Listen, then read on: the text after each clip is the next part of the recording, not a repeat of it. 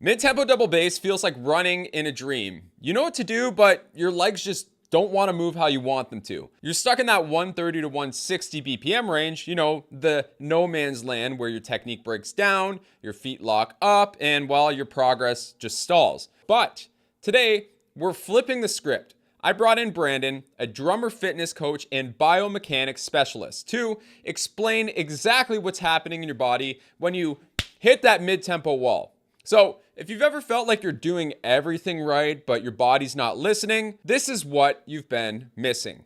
Let's go. Hi everyone, my name's Brandon. I specialize in biomechanics. You might know me as drum mechanics.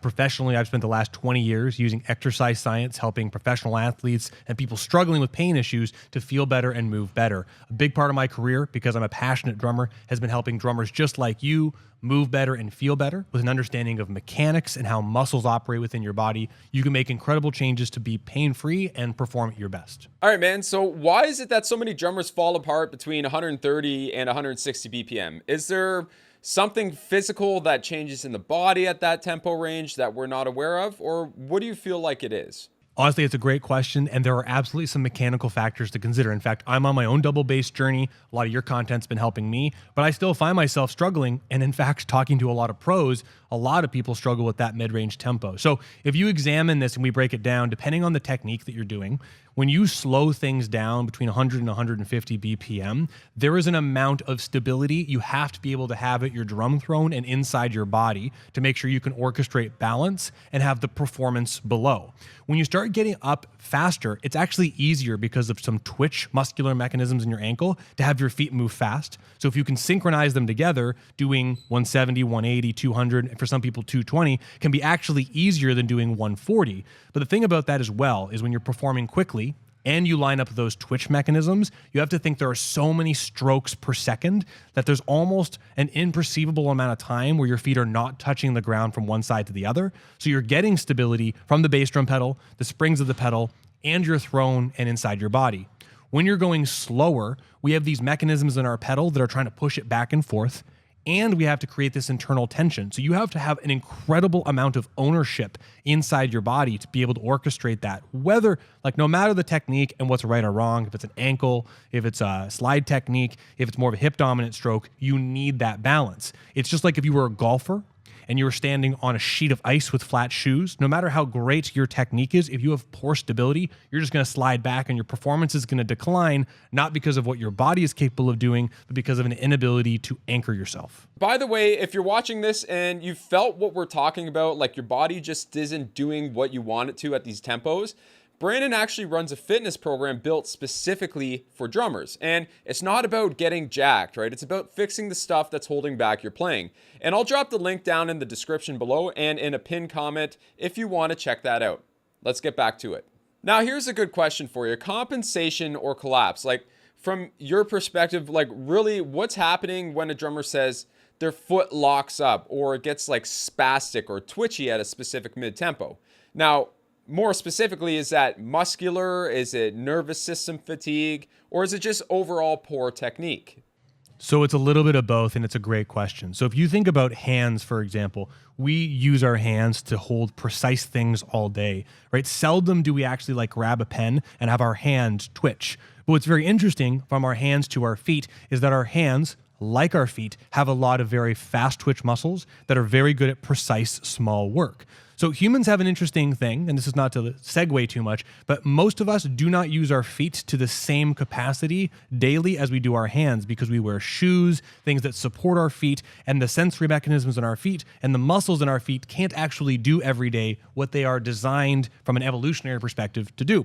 So this means that the muscles in your feet in particular positions can be underdeveloped or overdeveloped in particular positions. Like a great example is someone who plays hockey at a very high level, super strong muscular person. But if you've played hockey before, Fleury, right? Your ankle is super tight into the skate and you basically don't move your ankle. So this means muscles like calf and plantaris that cross the knee are very developed, but your actual ankles are not developed very much. The second thing is muscles like tibialis anterior, the shin muscle, is a very fast twitch dominant muscle. And when you walk and run, its primary role is you strike the ground and it contracts to pull your foot into dorsiflexion to get it out of the way so you're ready for the next stroke from a muscular contraction reaction perspective, right? So there's this twitch mechanism where it's designed to get out of the way. So when you're talking about having full ownership of that twitch mechanism, it's designed anatomically in most people to move quickly out of the way. So when you're thinking about playing bass drum strokes with proper ankle motion, however anyone's defining that, we need it to twitch when we want it to. And then when you take your non-dominant foot, because you maybe kick a soccer ball with your right foot, the left foot's even worse. So the truth is these twitch mechanisms are designed anatomically for very strategic gait cycle running purposes, but we don't develop them in a controlled sense. And thus, this is where you see many drummers create very poor compensatory technique by stomping their feet or stomping their left foot and the right foot has ankle control, because it's easier for them to get the musical expressions they want, sonically speaking, without having to develop an entire new set of joint and muscular and neuromuscular hardware. Most drummers try to power through this range with bigger full leg motions, the caveman stop, but others just tighten up and go too small with the motions real early. So my question to you is, which one causes more problems and why? Well, so one of the things from an anatomical perspective, and this is not just humans, but it's all living creatures, is there's something called the Biological Law of Symmetry. And one can look this up. But when you think about locomotion and movement, although we are asymmetrical to some degree, we are mostly symmetrical. And if you even just think about running, and if my elbow can't extend all the way, like say I can't go to full 20 degrees, that means when I run and I'm sprinting, I don't have that 20 degrees on my elbow to help with sprinting. So my body will find that momentum in that same plane, that's called directionality, in another place. So if I can't extend my elbow, but I need that for momentum, I'll trunk rotate or kick my leg out that extra bit to generate that force, which creates this aggregate total body asymmetry, which can be a real problem. So as you've probably seen, and I've seen it with a lot of professional touring drummers that started quite young and then were able to turn pro pretty quickly, is they have this left foot stomping hi-hat technique and this right ankle technique. And as they start speeding up, like they can muscle through 120, 130, and then their band wants to do a song at 170. Well, they haven't developed that ankle motion on that one side. And maybe for short bursts, that's fine. But as you well know, using your hip muscles to go up and down to pump very quick strokes, eighth notes at 160, will work, but you'll fatigue a lot faster because it's inefficient to use those muscles. Then when you start to fatigue in a large hip muscle, this gets nerdy for a second. Your hip joint and your lower back is intricately connected by something called the lumbo-pelvic rhythm. So when your hip can't move anymore, your body will find it in your pelvis by going in the same direction. So your hip runs out of motion and then the back starts rounding. Well, this is where you see many people, as they fatigue, they start rounding their back on the side where the hip gets tired.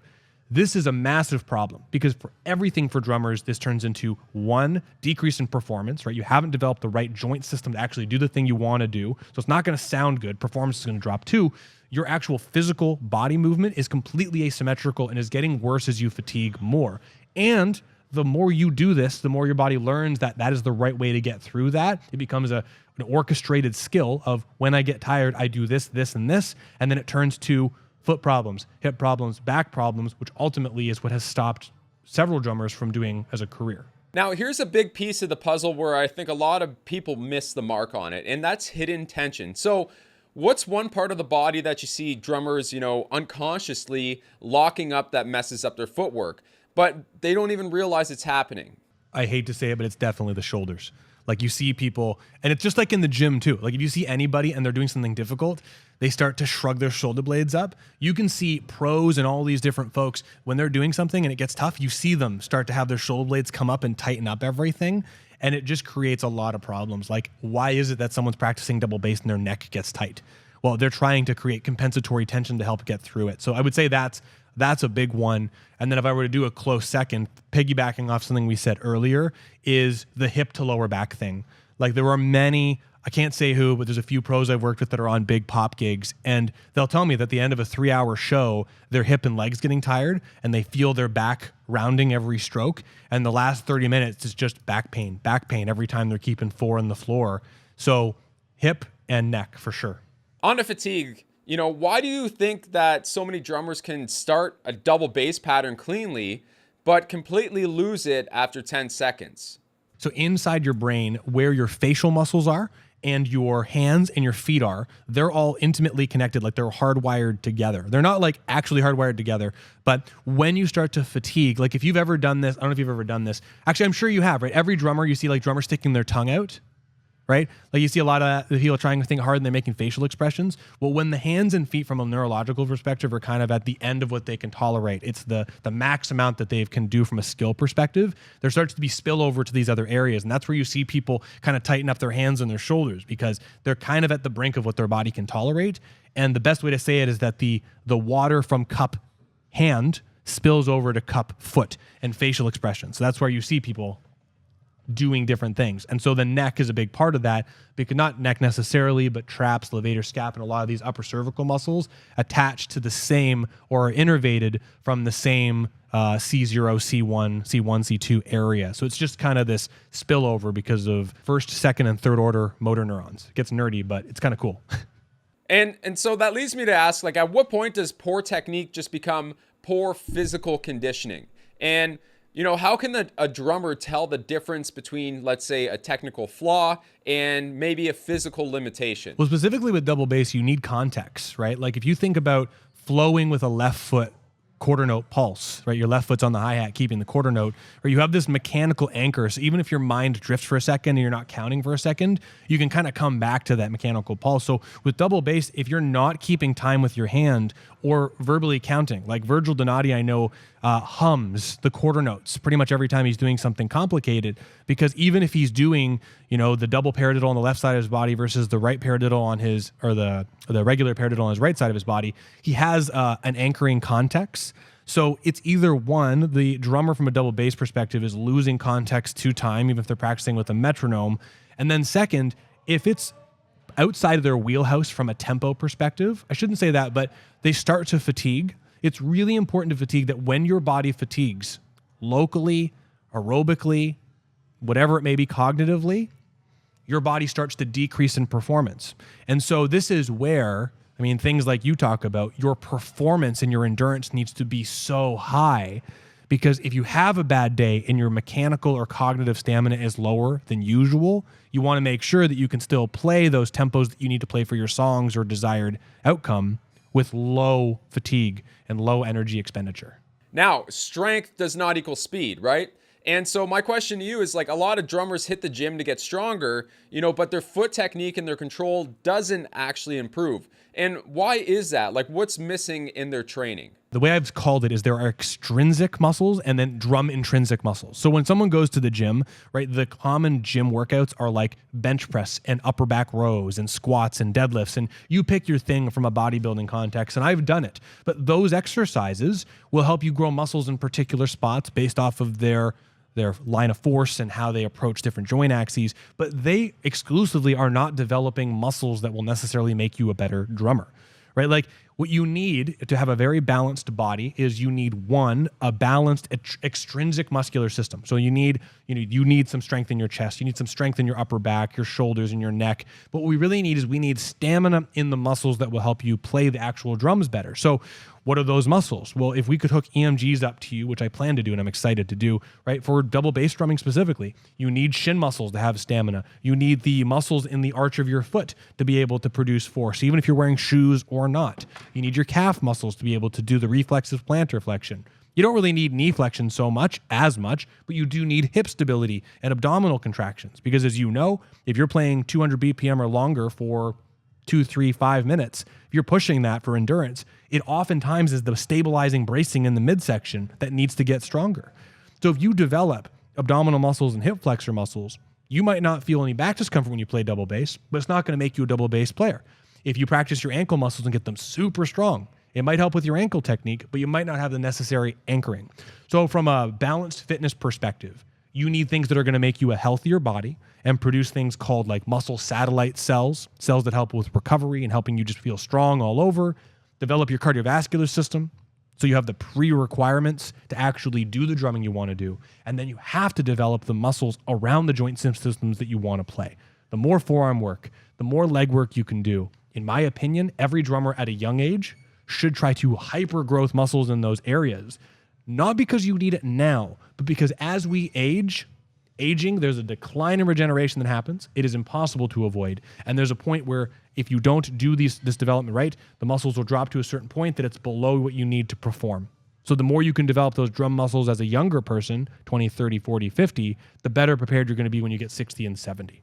Now, while both you and I aren't psychiatric professionals, let's talk about something that's not spoken on, and that's the mental side. So what do you think actually happens mentally to drummers when they can't control this zone of double bass drumming, and how does that show up in their playing for the longer term? So I'll say this candidly, I am not an expert on cognitive science in this way, but it's something that's an area of interest for me, and there's some areas when you're studying pain science that this does come up. Right, if someone approaches an experience, right, there's a book called Outliers by Malcolm Gladwell, and that's a great book because if you haven't read it, I'm sure you have, Cam, because I know you love these kind of things. It talks about hockey players, and when you have hockey players that are born in January and they are talented, right, they are the largest kids in their pool, they're talented, and they grow up in a small town and they get all the things given to them. You're great, you're amazing, keep going, keep going. And I imagine talented drummers that have this as well, like you think of, I'm not taking this away from hard work, but you take the Matt Garskas and all these people that are just at a very, very high level. I hear people talk about Matt specifically at a young age, and it's like, this kid had it. And you hear about a lot of other drummers. Well, when people keep saying, you're so good, you're amazing, you're going to be somebody, this gives you this dopamine response that makes you feel good. And every time you hit the drums, you feel good. And when someone gives you a compliment, it makes you feel good. And you keep telling yourself, I can do it, I can do it. You start to actually hardwire this thought process into your brain, so you keep developing. Like I personally adopt a thought process that I can do anything that I want. I can do anything I want. I just need to figure it out. And for me, even if I can't do something, I know it will take years, I can figure it out. Well, when you start to have this negative side of things, you start to enter into this loop that can have the opposite effect, which is tough to get away from. Like in pain science, right? Someone feels a mechanical pain in their body. They get sad by it. Someone tells them it's going to get worse if they don't stop doing X, Y, and Z thing. They stop playing the drums, and then when they stop playing the drums, it makes them more sad, and then they feel the pain again, and it makes them feel sad again, and then they remember they can't play drums. It turns into this cycle that becomes this hardwired loop that every time they think about the drums, they sit behind the drums and feel something crappy, they feel the pain in their body, they have a negative thought, it just creates this hormonal cascade that increases cortisol and just makes it way more stressful and with such a big problem. And it's a bummer. And so this is where if someone has a negative approach with, I suck at this, I can't do this, first of all, I would encourage you, if you can, find someone who's qualified to talk to help about personalized strategies, because there's different strategies of how someone can come through that thought process. But in my opinion, there's a few things I think work, in my opinion exclusively. One, you got to have a lot of discipline with this thing, and you got to practice the idea of, I'm always going to show up, I'm always going to practice. And if I'm not motivated or I'm sad, I'm sick, I'm still going to show up, because a committed practicer will always make progress even with a bad plan than someone who shows up once in a while with a perfect plan. Second, find things that make you feel good. Like there's this thing called the Pomodoro learning method where you learn well in short chunks. Well, if you know that practicing left foot double bass makes you angry and frustrated, but practicing flow mode, whatever that means, like right hand, just doing whatever you want, you feels good, then do 10 to 15 minutes of flow mode, happy things, then do the stuff that doesn't make you so happy, and go back and forth so you're getting these dopamine bursts that give you confidence, and then practice the hard thing. I think if you pair this, like a good thing and a bad thing together, and you find a way to reframe the difficult stuff, there's another great quote from an entrepreneur friend of mine that says you have to fail forward.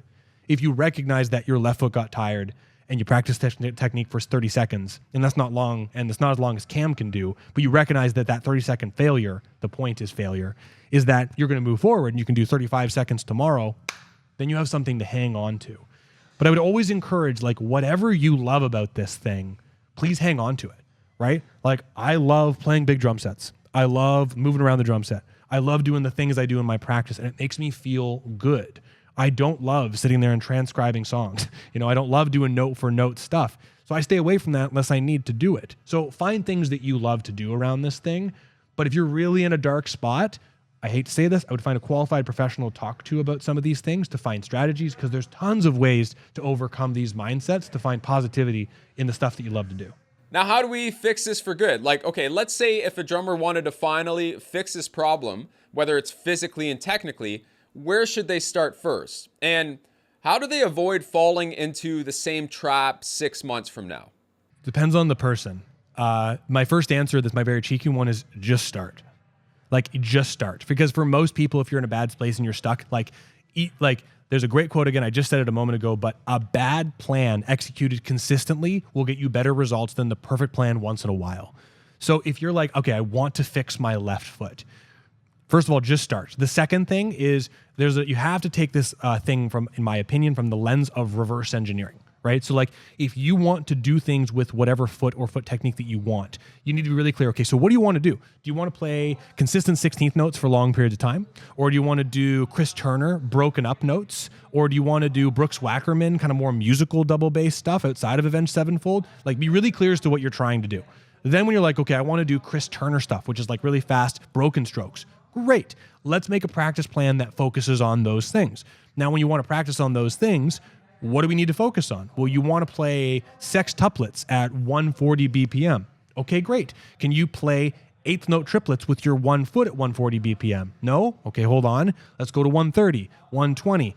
Bummer, you're at 70 BPM with triplets at the eighth notes. That's fine. Start there. Because if you start there, you can build it up. Then let's say you're going up and you're at like 80 and it's all of a sudden 80 BPM at eighth notes with your left foot, and then your hip's getting tired. And then you watch yourself with a video. Then you can watch in the video, wait a second, I'm doing that hip stomping thing. You know what? I'm going to force myself temporarily to do heel down strokes exclusively. It's going to suck. I'm going to feel weak, but it's going to help me build that technique up and start going from there. This is where, in my opinion, like you, myself, and many others, finding mentors and people that can kind of spot things from a distance and helping you go faster is a great way to do that. Because I love reverse engineering my crap, but I also love having someone else see something that I can't see, because you don't know what you don't know. And the combination of all that will make a really big change. But at the end of the day, regardless if you have a mentor or the money to invest into a mentor, just start videoing yourself, start reverse engineering yourself, and be really clear as to what the goal is. Because if you don't know what you're practicing, you're like, I just want more double bass. You might practice something that's not the direction you want to go musically at all. And that's important too. Now, what's one piece of advice you constantly have to unteach drummers when they start working with you? There is no perfect way to do any one thing. I think many drummers come in, they're like, how do I do a squat properly? How high should my drum throne be? And it's like all these absolutes of a one-size-fits-all approach. It's extremely important. So if you actually pay attention to my content, even though I share a lot of education, is that the whole approach is intended to be when you're playing the drums, practicing the drums, setting up your ergonomics, whatever it is, exercising, you need to find a way to assess your own anatomy, your own anatomical availability, your current window of opportunity, right? For example, like your joint can do this, but your muscles are tired, so you can't do this today. And once you have these custom assessments and understand what your goals are when you're on the drums, be it double bass, flow mode, groove, whatever it is, reverse engineer everything around your body so you can design things for you. The great thing about each of us being unique is if we can take an assessment-based approach of ourselves to figure out what direction we're going to go from all those things, ergonomics, fitness, drum performance, you can build out a plan that's personalized for you and truly becomes about you and your goals. But it's really important to recognize there's absolutely no one-size-fits-all. Absolutely not. Everyone is different. Your muscles will behave differently than the person beside you. Everyone has different shaped femurs, coxofemoral joints, different length femurs. All of this makes a huge difference in how your body performs. And even if you and I had the exact same body and I'm 20 years old and you're 70 years old, your body's going to behave differently. And so this means we have to do things specific to you. And that wraps it up. So if you want to actually build the physical foundation of your control in your feet and not just try harder with this stuff, I want you to check out Brandon's fitness program for drummers. I'm also a part of it. And I want to drop the link below in the description and a pinned comment. So if you're stuck in that 130 to 160 BPM range, I've actually built an entire system to fix that exact problem as well. And there's a link to the hybrid fix in the description. So don't just guess and grind. This stuff is trainable only if you understand what's going on. Hope you enjoyed this. You'll see me in the very next video.